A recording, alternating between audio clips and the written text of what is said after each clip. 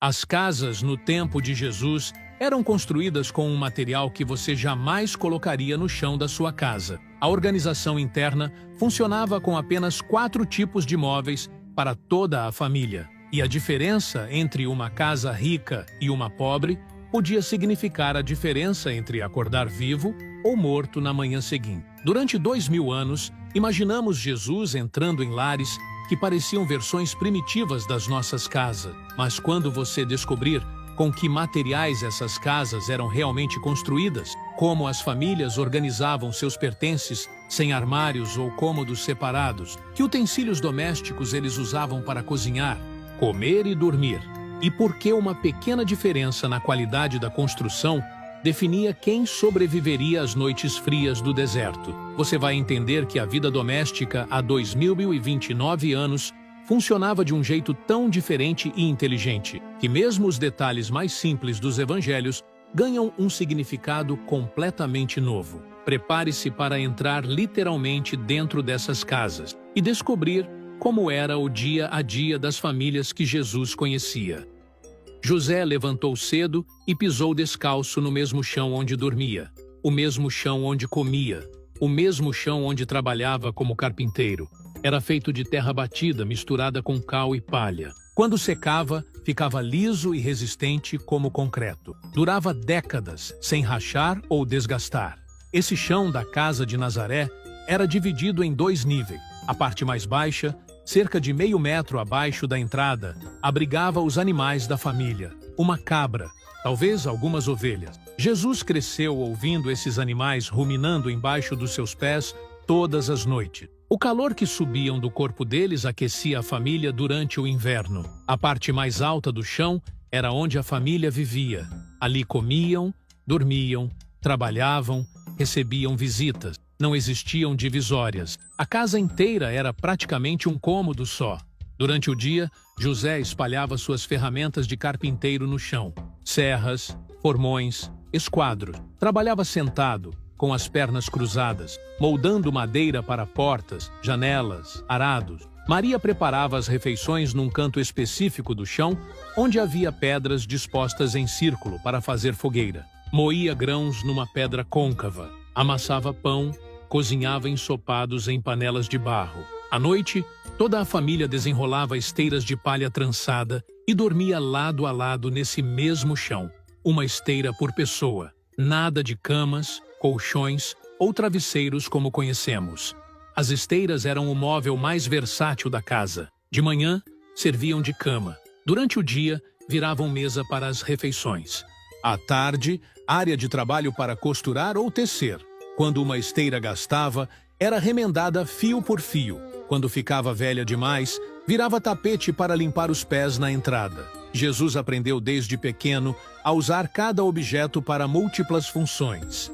Nada era desperdiçado. Tudo tinha propósito. Essa simplicidade extrema não era pobreza, era sabedoria prática. Famílias conseguiam reorganizar a casa inteira em minutos, dependendo da necessidade do momento. Chegavam visitas? Desenrolavam mais esteiras? Precisavam de espaço para trabalhar?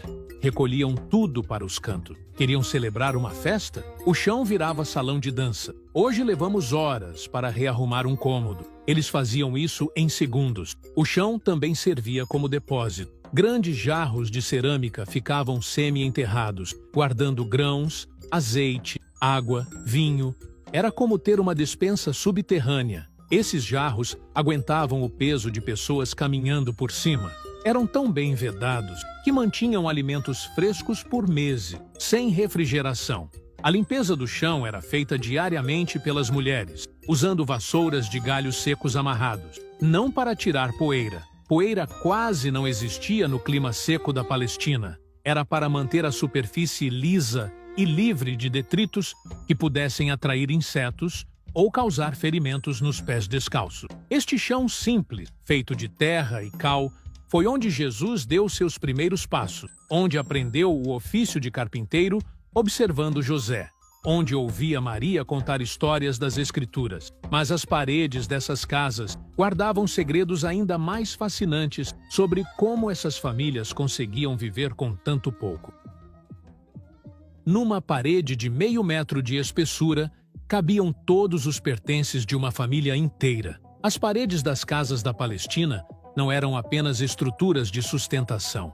Eram sistemas de armazenamento geniais, construídos com nichos e cavidades planejadas desde o início da obra. Durante a construção, os pedreiros já deixavam buracos estratégicos na parede, pequenas aberturas em diferentes alturas, cada uma com um propósito específico. Os nichos mais altos guardavam objetos valiosos, moedas, joias simples, rolos de pergaminho com textos sagrados. Ficavam longe do alcance de crianças e ladrões. Os nichos médios armazenavam utensílios de uso diário, lamparinas de óleo, tigelas de cerâmica, faca, colheres de madeira. Os nichos mais baixos comportavam ferramentas pesadas e objetos grandes, martelos, enxadas, jarros extras, cestos de palha. Era como ter um sistema de prateleiras embutido na própria estrutura da casa, sem ocupar espaço no chão, sem gastar dinheiro com móveis. As paredes também tinham ganchos de pedra esculpidos diretamente na superfície. Ali, penduravam roupas, cordas, redes de pesca, instrumentos musicais. Tudo tinha seu lugar específico. Cada objeto ficava sempre no mesmo nicho, para que qualquer membro da família pudesse encontrá-lo mesmo no escuro. Essas paredes grossas cumpriam múltiplas funções simultaneamente. Sustentavam o telhado, isolavam termicamente a casa, serviam de depósito e ainda funcionavam como sistema de refrigeração natural. Durante o dia, as pedras absorviam o calor do sol. À noite, liberavam esse calor gradualmente, mantendo a temperatura interna estável. No verão, o processo se invertia. As paredes grossas impediam que o calor externo penetrasse rapidamente, mantendo o interior fresco durante as horas mais quentes. Para construir uma parede assim, eram necessários pedreiros experientes. Cada nicho precisava ser posicionado corretamente para não comprometer a resistência estrutural. Famílias mais pobres improvisavam, faziam paredes menos espessas e abriam nichos depois, com risco de enfraquecer a construção.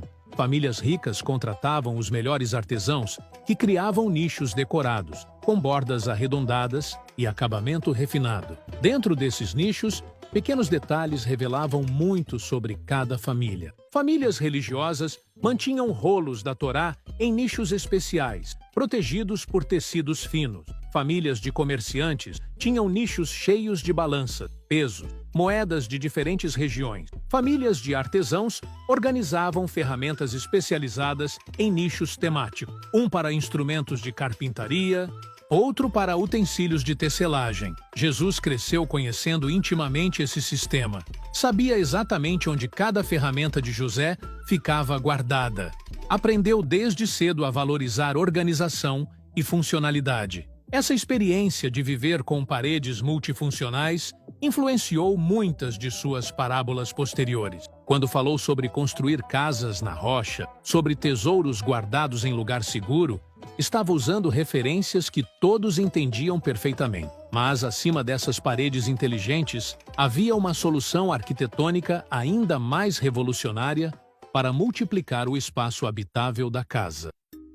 Pedro acordou no telhado da casa onde estava hospedado e teve a visão que mudaria o cristianismo para sempre. Não foi coincidência. Telhados eram os lugares mais silenciosos, privados e elevados das casas palestinas, perfeitos para a oração, meditação e momentos de intimidade com Deus.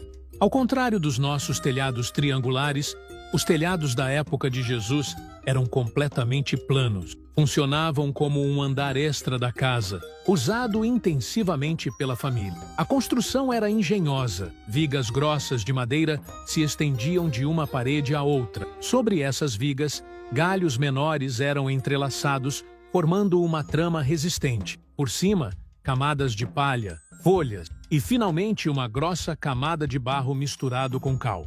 Quando esse barro secava ao sol, criava uma superfície impermeável e resistente. Aguentava o peso de várias pessoas caminhando, correndo, até mesmo dançando. Durante o verão, famílias inteiras subiam para dormir no telhado. Era mais fresco que dentro de casa. Tinha brisa constante e oferecia vista privilegiada das estrelas. Imagina a logística. Toda tarde, colchões, cobertores, travesseiros eram carregados escada acima. De manhã, tudo descido novamente. As escadas ficavam do lado externo da casa, grudadas na parede.